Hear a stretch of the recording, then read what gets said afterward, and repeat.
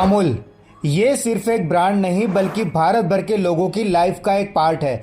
सुबह की चाय से लेकर रात के डिनर तक हम कहीं ना कहीं इससे जुड़े रहते हैं।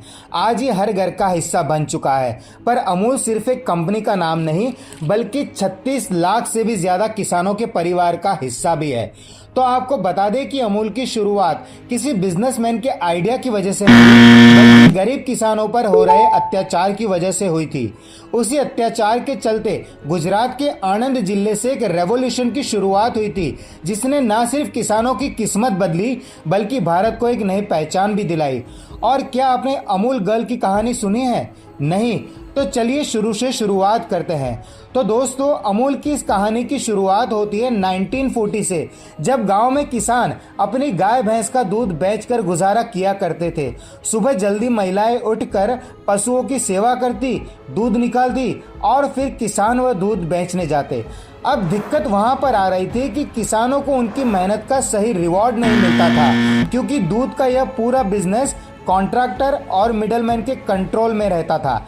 किसानों के पास और कोई ऑप्शन नहीं था, क्योंकि हर हाल में आज का निकाला हुआ दूध आज बेचना ही था, नहीं तो अगले दिन वह खराब हो जाता और फिर उस दूध की कोई फूटी कौड़ी भी नहीं देता। बस तो इसी मजबूरी का फायदा उठाते थे मिडलमैन, जो दूध को बहुत ही कम प्राइस में खरीदते थे और ज्यादा मुनाफा लेकर आगे सेल किया करते थे। वहीं कुछ सालों बाद 1945 में ब्रिटिश गवर्नमेंट ने बॉम्बे मिल्क स्कीम की शुरुआत की। अब इसमें होता यह था कि कॉन्ट्रैक्टर किसानों से दूध सस्ते दामों पर खरीदते और आगे फैक्ट्री में वही दूध दुगने तिगने दामों पर बेच देते थे, और वही दूध फैक्ट्री ओनर्स पेस्चराइज कर ज्यादा टाइम के लिए दूध स्टोर किया करते थे। तो वही पेस्चराइज प्रोसीजर में होता यह है कि दूध को एक सेट टेम्परेचर पर गर्म किया जाता है और उसके बाद उसे तुरंत ठंडा कर दिया जाता है। इसकी वजह से दूध में मौजूद हार्मफुल बैक्टीरिया खत्म हो जाते हैं और अब इस दूध को लंबे समय के लिए स्टोर किया जा सकता है। वहीं पेस्चराइज की प्रोसीजर होने के बाद दूध को आणंद टू बॉम्बे मतलब 427 किलोमीटर का सफर तय करना पड़ता था और इसका टेंडर मिला था पॉलसन कंपनी को। ये वही पॉलसन कंपनी थी जो दूध से बटर, घी और बाकी प्रोडक्ट बनाया करती थी, जिनके कस्टमर ब्रिटिश ऑफिसर्स और भारत के कुछ अमीर लोग थे। तो इस दूध के बिजनेस से सभी लोग अपनी जेबें भर रहे थे, सिवाय किसानों के। अब जब किसानों की यह परेशानियां हद से ज्यादा बढ़ने लगी, तब किसानों का एक संगठन अपनी शिकायत लेकर पहुंचे त्रिभुवन दास पटेल के पास।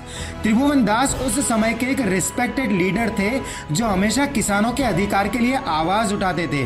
वहीं त्रिभुवन दास उन किसानों की परेशानियों को लेकर कांग्रेस के बड़े नेता सरदार वल्लभ भाई पटेल के पास पहुंचे। वहीं सरदार वल्लभ भाई ने किसानों को समझाया कि आप सभी लोगों को एकजुट होना पड़ेगा और एक कोऑपरेटिव कमेटी बनानी होगी, और इस कोऑपरेटिव कमेटी में किसान खुद अपने मिल्क का कलेक्शन और डिस्ट्रीब्यूशन करेंगे बिना किसी मिडलमैन के, जिससे कि पूरा प्रॉफिट किसानों के बीच ही बांटा जाएगा। पर इस बदलाव से ब्रिटिश गवर्नमेंट बिल्कुल भी राजी नहीं थी और किसी भी तरह का अप्रूवल देने के लिए साफ इनकार कर दिया था। लेकिन इस बार किसानों ने भी ठान लिया था अब वो इस अन्याय को नहीं सहेंगे, और यह आंदोलन करीब 15 दिनों तक चला, पर आखिर में ब्रिटिश गवर्नमेंट को घुटने टेकने ही पड़े। वहीं 1948 तक करीबन 432 किसान इस कोऑपरेटिव का हिस्सा बन चुके थे और हर दिन करीबन 5000 लीटर दूध की सप्लाई हो रही थी, और दिन प्रतिदिन किसानों की संख्या और दूध का प्रोडक्शन इतना बढ़ चुका था कि बॉम्बे मिल्क स्कीम भी इस प्रोडक्शन को एब्जॉर्व नहीं कर पा रही थी। तो अब सबसे बड़ा चैलेंज यह था कि आखिर इतने सारे दूध का किया क्या जाए। तब इस प्रॉब्लम का सॉल्यूशन लेकर आए डॉक्टर वर्गीस कुरियन, जिसे हम प्यार से मिल्कमैन ऑफ इंडिया भी कहते हैं। तो डॉक्टर कुरियन ने अमेरिका से मैकेनिकल इंजीनियरिंग में मास्टर्स की डिग्री ली थी। तो डिग्री लेने के बाद आनंद में उन्होंने एक सरकारी डेयरी ज्वाइन की। वहां उनकी मुलाकात हुई त्रिभुवन दास पटेल से, और फिर जब त्रिभुवन दास ने डॉक्टर कुरियन को किसानों की परेशानियां समझाई, तो वह तुरंत समझ गए कि अगर दूध की बर्बादी रोकनी है और किसानों को फायदा पहुंचाना है तो सिर्फ दूध को बेचने से काम नहीं चलेगा।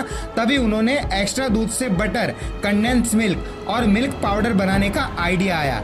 वहीं देखते ही देखते कुछ सालों बाद यह company daily 1 lakh litre milk process करने लगी और अब इतने सारे प्रोडक्ट और सफलता के चलते एक ब्रांड नेम की जरूरत महसूस हुई।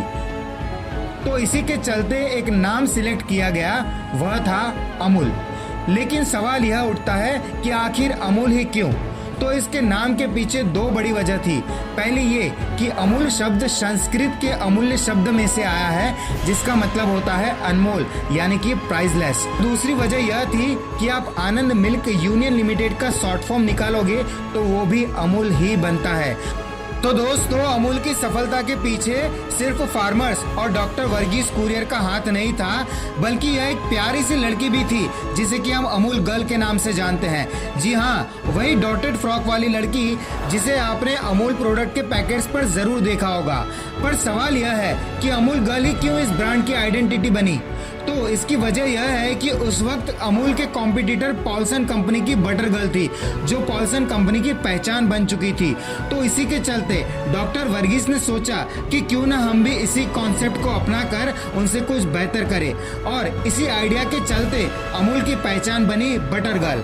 और आज की डेट में अमूल पूरे भारत के अलावा 50 से भी ज्यादा देशों में अपनी डेयरी प्रोडक्ट को एक्सपोर्ट कर रहा है। वही 10,000 से भी ज्यादा डिस्ट्रीब्यूटर हैं, 1 मिलियन से भी ज्यादा रिटेलर और 36 लाख से भी ज्यादा किसानों से जुड़ी हुई है। वही आज की डेट में अमूल के 400 से भी ज्यादा प्रोडक्ट मार्केट में है। लेकिन दोस्तों, अमूल सिर्फ एक डेयरी ब्रांड नहीं है, बल्कि उन लाखों किसानों की मेहनत और संघर्ष की कहानी भी है, जो अपने और अपने परिवार के भविष्य के बेहतर बनाने के लिए हर दिन मेहनत करते हैं। तो ऐसे ही इंफॉर्मेटिव और इनोवेटिव वीडियो के लिए चैनल को सब्सक्राइब कर वीडियो को लाइक जरूर करें।